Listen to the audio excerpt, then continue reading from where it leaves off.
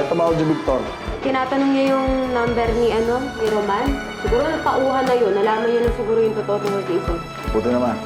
Mabuti naman, Victor. Nagising ka na sa katotohanan. Hindi na ako magpapabola kay Zen. Tara. Tara. Humanda ka, Isel. Wala ka ng kawala.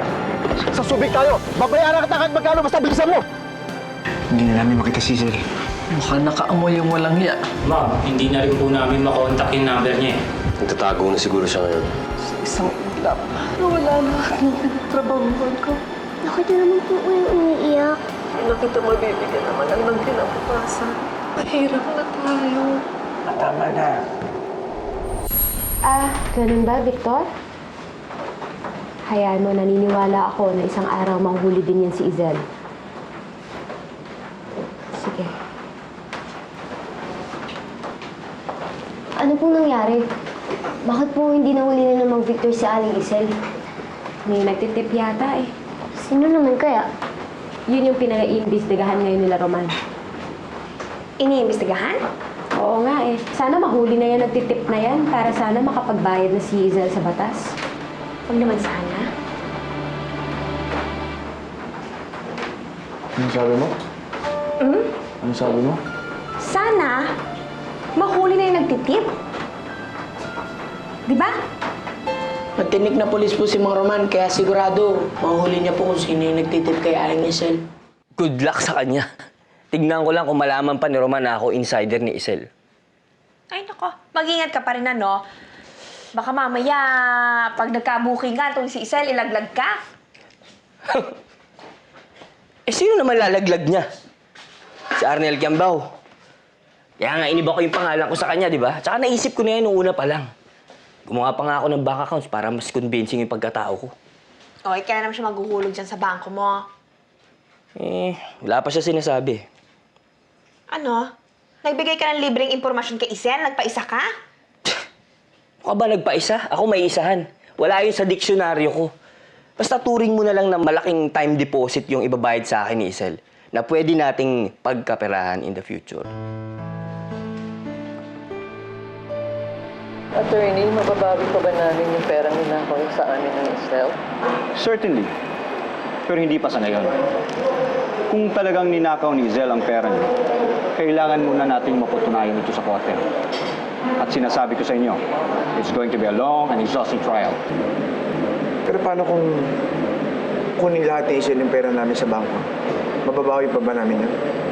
Actually, hindi imposible yung mangyari yun. Kaya nga, I suggest na sampahan niyo kaagad siya ng kaso to freeze all her bank accounts. Para kung sakaling may natitira pa kayong pera sa bangko niya, hindi na niya ito ilalabas pa. At how long do you have to wait bago namin nakuha yung pera niya? I'm sorry to say this, pero hanggat hindi nagpapakita si Zel, hindi tatakbo ang kaso. Kapag hindi tumakbo ang kaso, hindi niyo mababawi ang pera niya. Ganun na kaya kalaki yun na ako ni Aling Isel sa mga Guison? Sigurado milyon-milyon yun. Sobrang yaman kaya ng mga Guison. Eh kung ganun, mahirap naman yung mga Guison. Hindi naman siguro. Ang mga mayayaman, di ba, maraming ari-arian.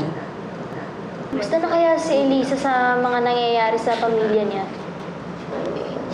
Sigurado ako sobrang apektado yun. Sana okay siya. I hope she's okay. Sana magpakatatag siya sa lahat na nangyayari sa kanya.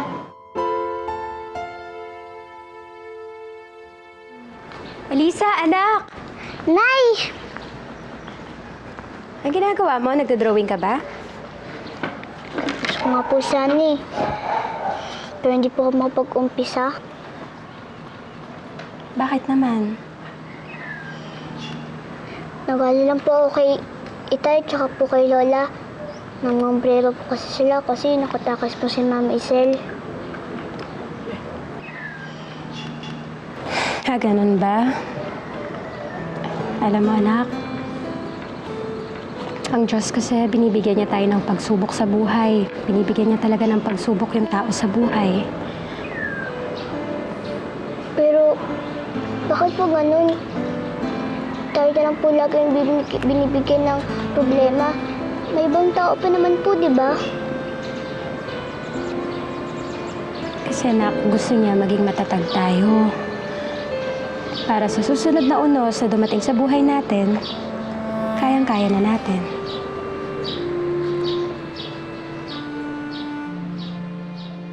Mama, wala pa rin balita sila naman kay Zen. Papunta na kami ng immigration ngayon para alamin sa travel manifesto nila kung makakalabas ng bansa si Zen. Sige, hanapin yung mabuti ang babaeng yan, Victor. Huwag niyo siyang hayaang makaalis na tangay ang pera natin. Mag-iingat kayo. Ma'am, andito na po yung bisita niyo. O, Joel, pasok ka. Come in. Good afternoon. Please sit down. Oh, kamusta na yung financial report ng business namin? Pinag-aralan ko po mabuti ang lagay ng kumpanya. At ito po ang mga nalaman ko. Sa loob ng 6 na buwan, aabot lang po ng 548,000 pesos ang total earnings ng company.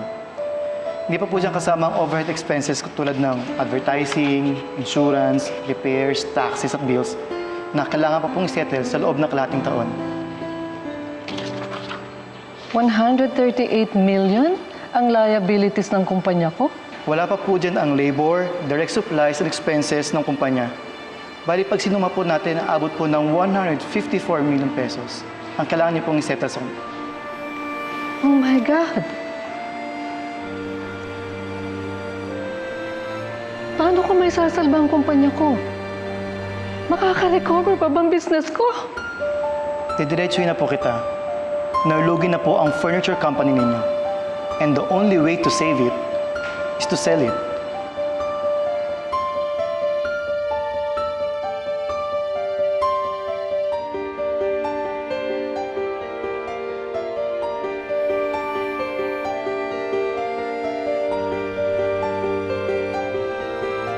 Dolores,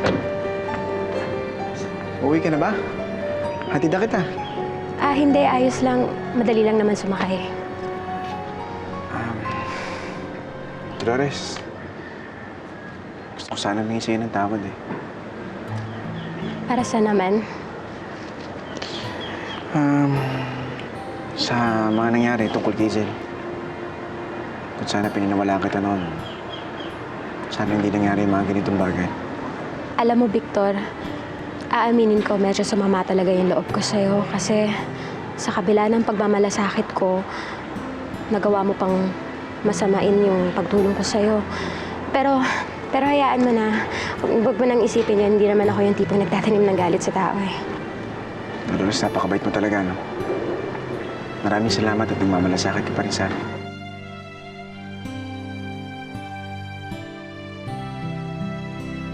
Dolores, kung mamarapatin mo, pwede ba ako maging kaibigan mo ulit?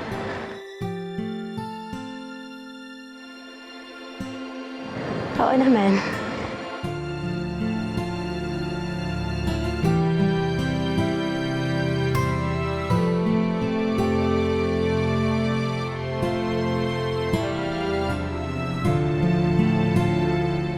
Dolores, buti napatunayan mo doon sa Victor na yun na totoo yung sinasabi mo. Bago naman ito si Victor, 48 years. Oh. Alam niyo, ang importante, nalinis ko yung pangalan kay Victor.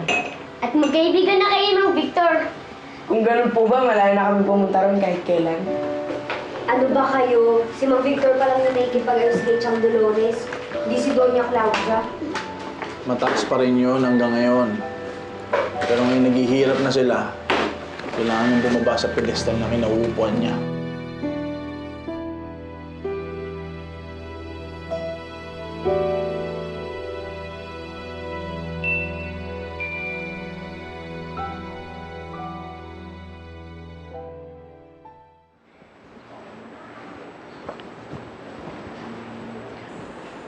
Ma, bakit kayo umiinom? Ang mga kasama sa inyo yan. Pabayaan mo ako, Victor! Kagagaling nyo na mga kasama sa inyo. To akin na. Eh di mabuti nga matuluyan na Sinabi ako. akin na masama sa inyo. Huwag mo akong pakalaman! Huwag mo pakalaman! Ma! Mga kasama sa inyo yan. Alam ko masakit na nangyayari sa atin. Pero bakit kayo nagkakaganyan? Lumaban kayo. Hindi kayo yan. Bakit nyo dinadan sa pag-inom? Labanan nyo, Mama!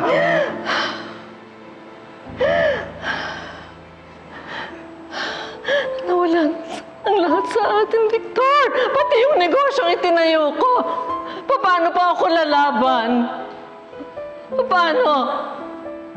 Mama, makakabawi tayo.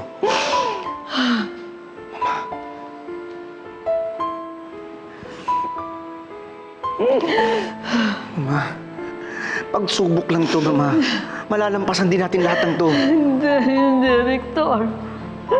Karma ko to.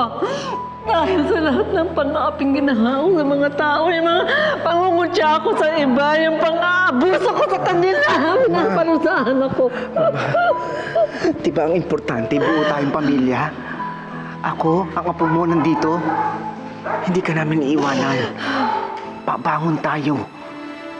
Pabangon tayo ng buong buo. Hindi tayo mag-iiwanan, Mama.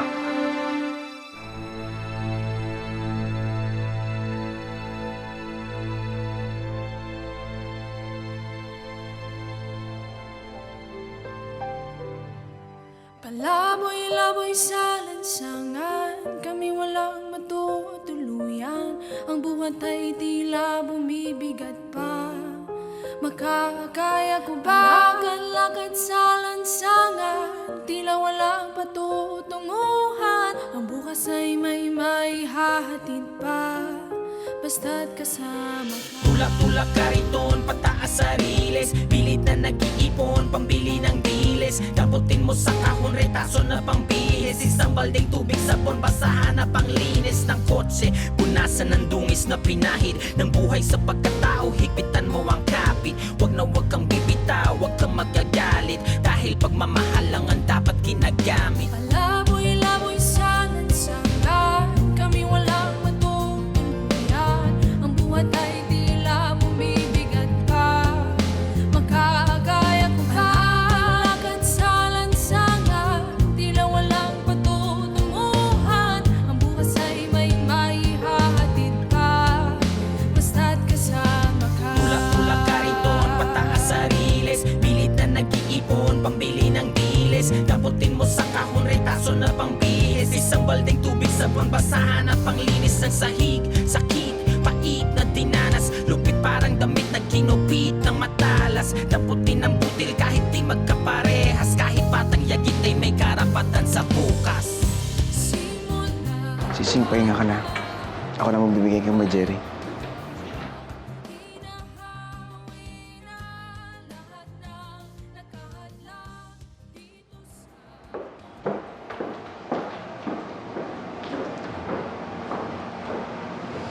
Jerry,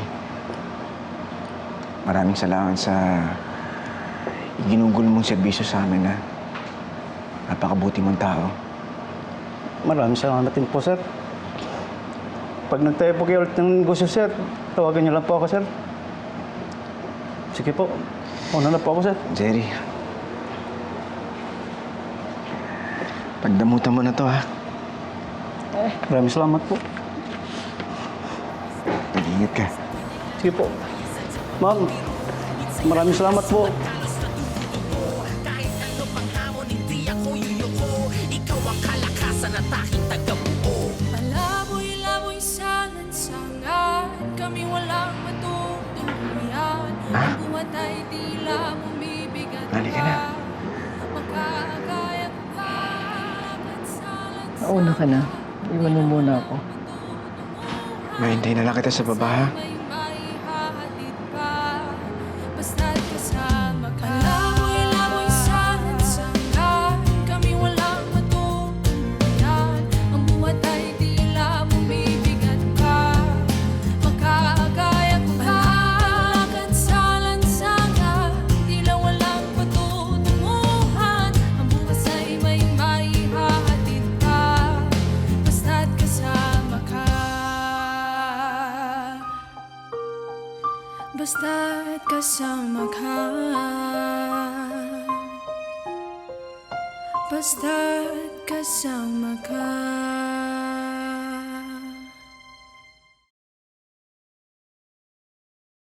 Welcome to our new home! Halika na, anak, dali! Halika. Mama, halika na. Pasok ka, dali. Anak ko. Oh, ano anak, ha? Gusto mo ba, anak? Maganda po kahit maliit. Mama, kayo gusto niyo ba?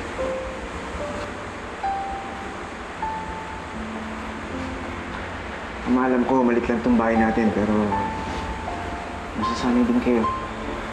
Oo nga po, Lola. Pupunin din po natin itong happy memories itong bahay na to. Hindi na natin ito gagawing house, kundi home. Mama, plano ko nga pala magpa-blessing ng bahay. Kahit tayong pamilya lang. Tay, pwede ko po ba imbitahan si Inay tsaka mga pinsan ko? Oo naman, anak. Lola?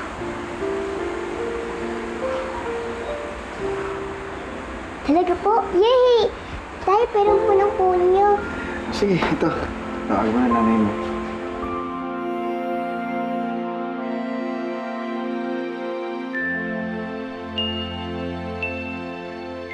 Talaga, nak? Pumayag si Doña Claudia na imbitahan kami sa selebrasyon nyo? Opo, Nay. Kaya wag po ay mawawalan ng mga kaibigan ko bukas, ha? Oo naman, nak. O sige, bye-bye. Love, love, love, love you, nak. Love you din po, Inay.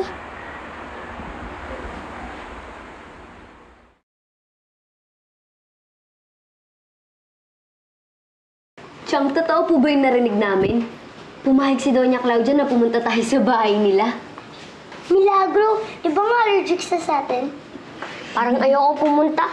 Kasi baka pinapapunta lang tayo doon para pahiyain tayo. Baka mamaya, puro masasakit na salita yung ipakain niya sa atin. Hindi mo pagkain. No? Oo, kayo talaga, kung anong iniisip nyo. Malay nyo, bukal talaga sa loob ni Doña Claudia ang pag-imbita sa atin. Alam niyo, nagbabago naman yung mga tao.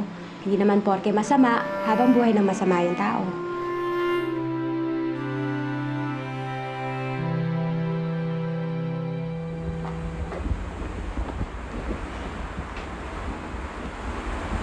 Tay, ano pong ginagawa niyo?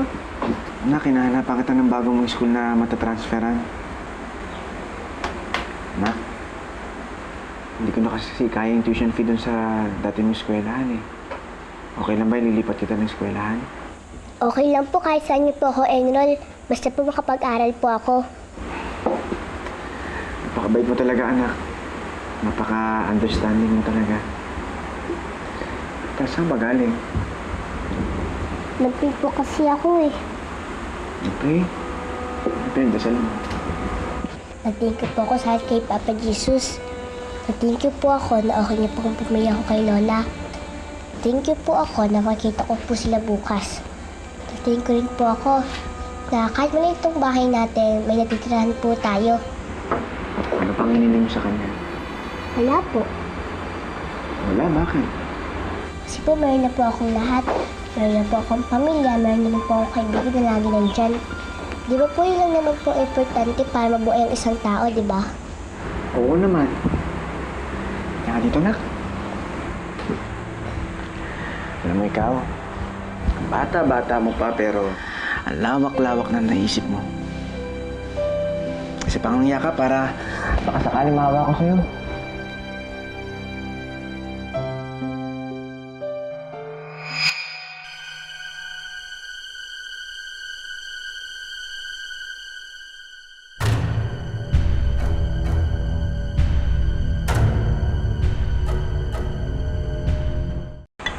Elisa, kamusta ka dito sa bago mong bahay? Okay naman kahit maliit itong bahay namin. Feeling ko nga mayaman pa rin ako kasi kasama ko pa rin sa interview ko si Lola. Alam mo, anak, wala naman sa laki ng bahay yung yaman ng tao, kundi yung mga tao na sa loob nito. Lisa, lagi mo kaming imbitahan dito, ah. Diba family mo rin kami, right? Oo ba? Pero huwag mo na ulit isasama yun si Tomtom, ha? Lakas kasi kumain, parang isang buong pamilya rin, eh. Ako na naman nakita mo! Ama, Tingnan mo sila, oh. Ang saya-saya ni Lisa pagkasama niya yung mga pinsan niya tsaka nanay niya. Ama, maraming salamat, ha. For what? Pinayagan mo sila na makasama niya yung mga pinsan niya at makatapak ulit dito sa bahay natin.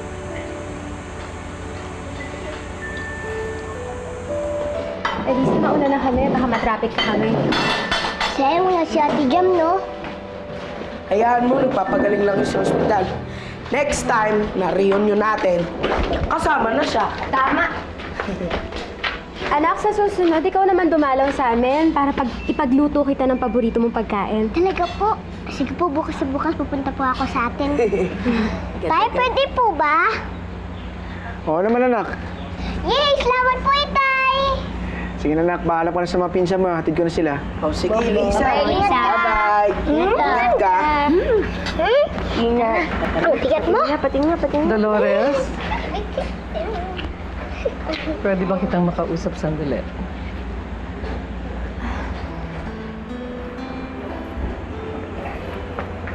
Bakit niyo po ako gusto kausapin? Alam mo, hindi ko alam kung paano ko haharap sa iyo ngayon.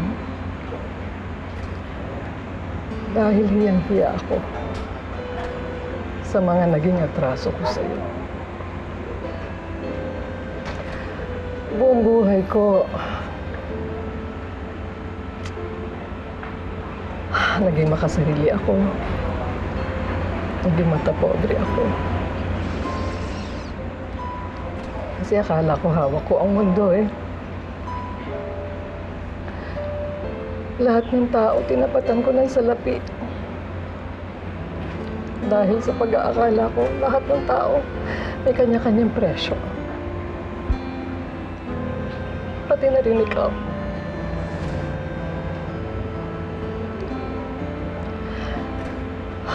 Alam ko napakalaking kasalanan ng Dolores.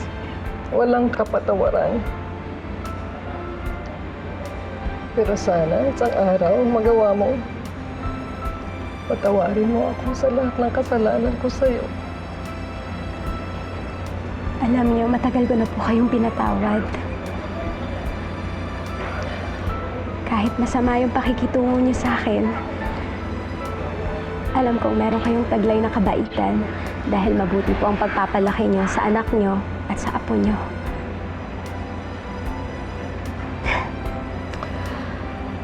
Ngayon lang ako nakakilala ng isang katulad mo, Dolores. Napakabait mong bata talaga. Maraming salamat.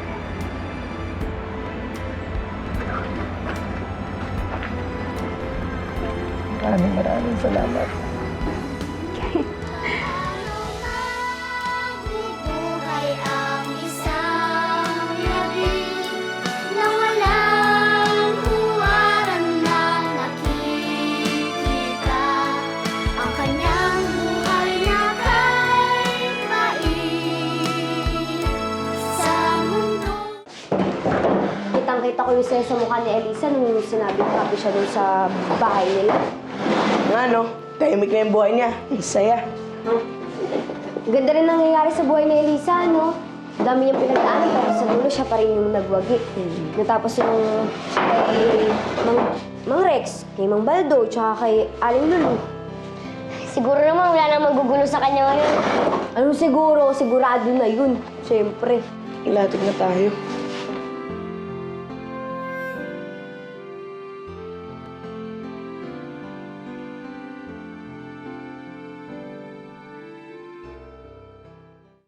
Elisa. Elisa. Halika, laro tayo.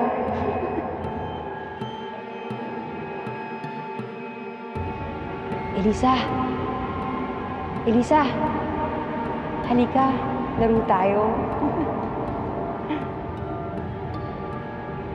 Sino yan?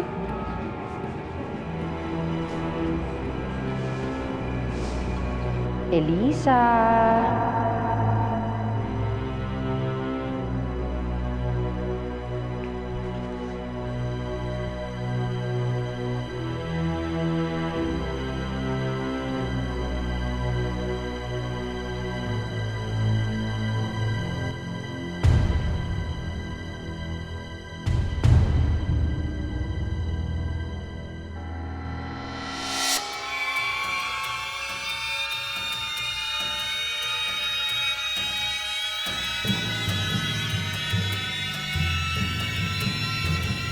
Elisa!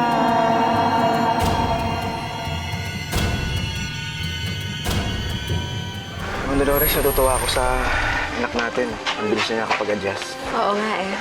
Napakaswerte natin kay Elisa. Sa totoo po yan, hiyang-hiya nga po ako kasi kailan po kayo nagkaroon ng problema sa pera. Tsaka pa po sumaba yung operasyon sa mata. Ang naisipin niyo, malaki utang na loob namin sa'yo dahil sinama mo si Lisa kay Lulu. Hindi mo siya iniwan. What a coincidence. Akalain mo magkikita pa tayo ulit, Jam. Ano ba talagang plano mo sa kido mo? Bakit mo ba siya binabalikan? Kapag nakita ko siya ulit, embalsamin ko na siya. Para hindi na siya makalayo sa akin.